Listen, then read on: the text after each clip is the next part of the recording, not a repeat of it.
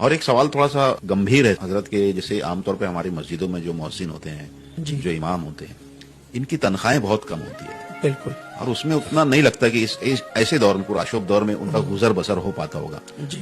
تو ان کے تعلق سے آپ کیا کہنا چاہو گے ان بڑے لوگوں کو جو ٹرسٹ جو ہوتے ہیں مسجدوں کے یا مدرسوں کے؟ میں نے مختلف تقاریر میں آن ریکارڈ میری تقاریر موجود ہیں، جی. ہندوستان بھر میں اس پر ہم نے آواز اٹھائی کہ ائمہ کی تنخواہیں کم سے کم اتنی ہونا چاہیے کہ خوشحالی کے ساتھ وہ اپنا گھر چلا سکے. بے شک. بلکہ بعض تقریروں میں تو میں نے یہ بھی کہا کہ ہندوستانی ججوں کی جتنی تنخواہیں ہوتی اتنی تنخواہیں ہمارے اماموں کی ہونی چاہیے، یہ بھی ہم نے کہا. تو بہت سارے متولیان اور ٹرسٹیان نے ہم سے کہا کہ آپ اس طرح کرتے ہو تو کیسا، ہم کیسے کریں؟ تو میں لوگوں کو یہ کہتا ہوں کہ تمہیں اپنی جیب سے تو نہیں دینا ہے، تمہیں چندہ کر کے دینا ہے. جب ٹرسٹی بنے ہو تو تھوڑی محنت زیادہ کرو، اور اگر تم محنت نہیں کر سکتے ہو تو ٹرسٹی جو وہ اس سے استعفیٰ دے دو، اپنی ذمہ داریوں سے استعفیٰ دے دو. جو کر سکتے محنت ان کو کرو.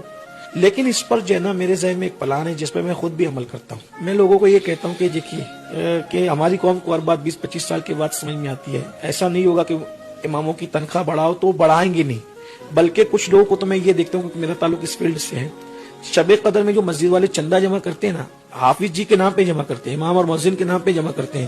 اگر زیادہ آ جاتا ہے نا تو وہ امام اور مؤذن کو اتنا دیتے ہیں اور باقی کے اس کو بھی جمع کر لیتے ہیں مسجد کے کھاتے میں. حالانکہ آپ نے شب قدر کے نام پہ چندہ جمع کیا تو پبلک اسی لیے دیتی ہے کہ بھئی رمضان شریف میں شب قدر میں امام اور مؤذن کو دیا، جتنا آئے گا پورا پورا دے دینا چاہیے، لیکن وہ اس کو بھی مسجد میں جمع کر لیتے ہیں. ایسے بھی کچھ لوگ نااہل ہیں.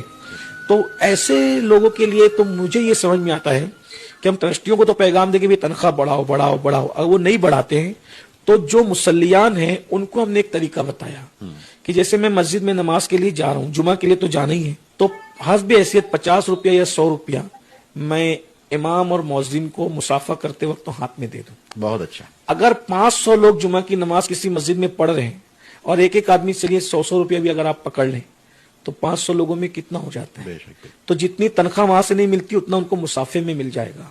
تو یہ ذہن ہم لوگوں کا بناتے ہیں. بلکہ الحمدللہ میں خود بھی اس پہ عمل کرتا ہوں. بہت اچھی بات. میں جب جمعہ کی نماز کے لیے جاتا ہوں جی. تو عام طور پہ تو جمعہ کی نماز میں نہیں پڑھانی ہوتی ہے، لیکن وہاں کا جو امام اور مؤذن ہوتا ہے، اللہ مجھے جتنی بھی توفیق دیتا ہے میں ان سے مسافہ کر کے ان کو نظر پیش کرتا ہوں، اور لوگوں کو بھی کہتا ہوں کہ ان کو بھی کرنا چاہیے. تو مجھے یہ لگتا ہے کہ اس طرح ہم ائمہ اور مؤذن کی مدد کر سکتے ہیں.